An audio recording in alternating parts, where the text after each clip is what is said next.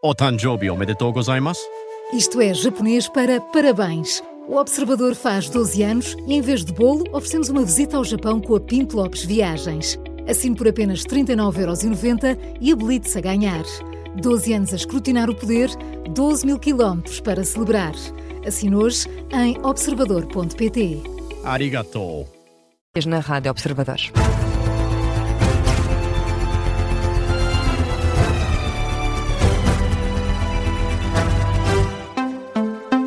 São agora 10 horas, começa o Jornal da Rádio Observador com José Rafael Lopes. E José, o primeiro-ministro de Israel, anunciou hoje o aumento da intensidade da ofensiva militar no Líbano contra o Hezbollah. É uma posição tornada pública por Benjamin Netanyahu numa fase em que os Estados Unidos tentam concluir um acordo de paz entre os dois países. Num vídeo publicado nas redes sociais, o líder israelita assegura que vai esmagar o Hezbollah e que Israel pretende aumentar a potência dos ataques. A declaração de Benjamin Netanyahu surge em pleno cessar-fogo, acordado no mês passado com as autoridades de Beirute e que o Hezbollah não reconhece. O primeiro-ministro de Israel sublinha que o país está em guerra com o Hezbollah e que os militares israelitas já eliminaram mais de 600 elementos do Hezbollah. As negociações de paz no Líbano estão ligadas às conversações indiretas entre Estados Unidos e Irão sobre o conflito iniciado em fevereiro pela ofensiva norte-americana e israelita contra precisamente o Irão. E, entretanto, há já ataques do exército israelita, que anunciou ter atingido alvos do Hezbollah em várias zonas do Líbano. De acordo com a agência de notícias estatal libanesa, os ataques israelitas no sul do país atingiram 2 carros e uma moto perto da cidade de Jarmak. Há ainda relato de pelo menos 3 pessoas que morreram e de vários feridos num ataque aéreo contra um edifício em Al-Duair. E o Ministério dos Negócios Estrangeiros do Irão diz que não está a cobrar portagens no Estreito de Hormuz, mas sim taxas por serviço de navegação a todas as embarcações. A delegação do Irão está em Doha, no Catar, para debater o acordo, os possíveis pontos do acordo de paz com os Estados Unidos. De acordo com um membro desta delegação, citado pela Al Jazeera, o foco da visita são os assuntos relacionados com o Estreito de Hormuz e o urânio enriquecido, e é esse membro da delegação iraniana que diz que o que está a acontecer no Estreito de Hormuz não é a cobrança de portagens. Na análise, a especialista em assuntos internacionais, Ana Cavalieri, diz que o Irão está a mostrar ter 2 pesos e 2 medidas na forma como lida com o Estreito de Hormuz e pelos barcos que passam pela passagem. Eles estão a eleger, a fazer uma seleção que naturalmente é política, de quem é que paga esse serviço e quem não paga. Alinhados com a China,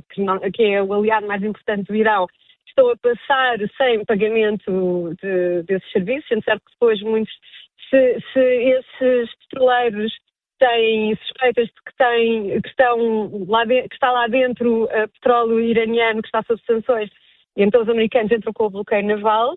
Mas não se pode dar ao Irão, e seria desastroso para Trump aceitar isso como consequência deste conflito. A análise de Ana Cavalieri no Gabinete de Guerra na Rádio Observador, a dar conta da diferença de tratamento levado a cabo pelo Irão no que toca à passagem no Estreito de Hormuz. O Ministério dos Negócios Estrangeiros confirma que há uma cidadã portuguesa detida na Líbia e faz parte de uma missão que pretendia fazer chegar ajuda humanitária a Gaza. Segundo a nota do Ministério, a ativista não foi autorizada a passar a fronteira com o Egito, faz parte desse grupo com 71 pessoas que foi travado num dos postos de verificação em território líbio. Esta portuguesa está agora detida em conjunto com outros elementos do grupo em Benghazi e vai ser presente a tribunal que deve determinar a expulsão do território. A situação da portuguesa está a ser acompanhada pelas representações diplomáticas de Portugal em Tunis, Ankara e Cairo. E a PJ revela que mais de 100 mil utentes do SNS foram afetados pelo acesso indevido a dados com recurso às credenciais de um médico da ULS do Alto Minho. Incluindo crianças, e aconteceu em todo o país. O número definitivo ainda está a ser apurado pela PJ. Em conferência de imprensa, o diretor da Unidade Nacional de Combate ao Cibercrime e à Criminalidade Tecnológica da Polícia Judiciária, José Ribeiro, confirma que o acesso à base de dados foi feito através das credenciais de um médico. Foi possível já saber que um agente malicioso terá obtido as credenciais desse profissional de saúde sem que existisse relação clínica ou terapêutica que o justificasse, utilizando-as depois para aceder massivamente a registros administrativos de utentes através da plataforma de registro de saúde eletrónico, conhecido por RSE. Logrou-se apurar que a intrusão comprometeu dados pessoais de um número muito alargado de utentes, disseminados por todo o território nacional, inclusive ilhas.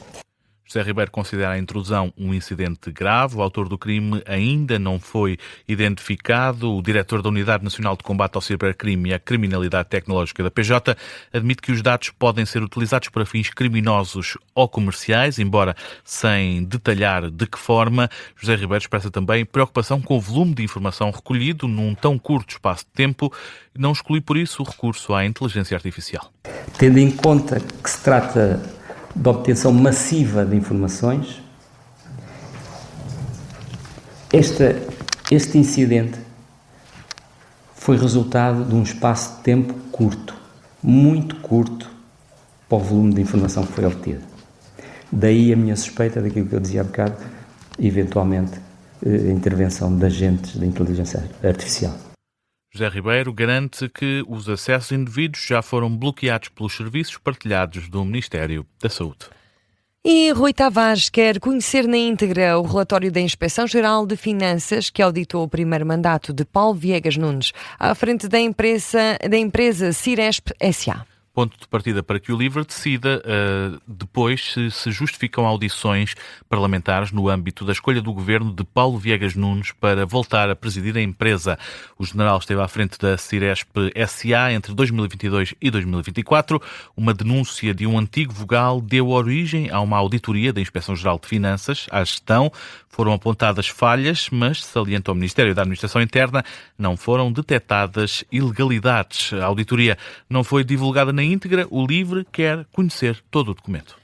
Pedido feito depois do até aqui secretário-geral adjunto do MAI ter apresentado a demissão na sequência da escolha do governo para a presidência da empresa. António Pombeiro recorda a anterior passagem de Paulo Viegas Nunes pelo Ciresp para denunciar irregularidades graves na gestão da empresa responsável pela rede de comunicações de emergência do Estado. Ora, num comunicado divulgado esta tarde, o Ministério da Administração Interna sublinha que o mandato de Paulo Viegas Nunes foi alvo de auditoria, que não detectou qualquer ilegalidade, apenas algumas desconformidades que foram corrigidas. À luz destas conclusões, o Ministério tutelado por Luís Neves diz que não há motivos para pôr em causa o militar e a consequente escolha do governo para a presidência do Ciresp. E agora, com 7 minutos para lá das 10, que outras notícias marcam a atualidade, José?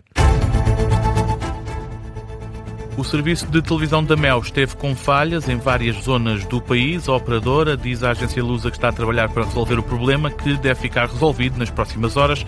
De acordo com os relatos, o serviço de televisão estava sem funcionar pelas 8h30 da noite. Os primeiros testemunhos da avaria foram reportados a partir das 6 da tarde. Os clientes da Mel, de norte a sul do país, afirmam estar sem serviço de televisão e com dificuldades para contactar o serviço de apoio.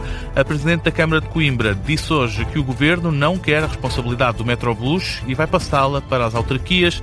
Em reunião camarária, Ana Brunhosa diz ter recebido essa indicação por parte do Executivo, liderado por Luís Montenegro. A autarca de Coimbra refere que a mudança vai ser feita daqui a uns anos. Em Espanha, foi confirmado mais um caso de antavírus, informação avançada pelo Ministério da Saúde espanhol, que adianta que se trata de um passageiro do cruzeiro MV Ondius, onde foi detectado um surto deste vírus. Este passageiro era uma das pessoas que estava em quarentena preventiva, agora está em isolamento no Hospital Gómez Ullá.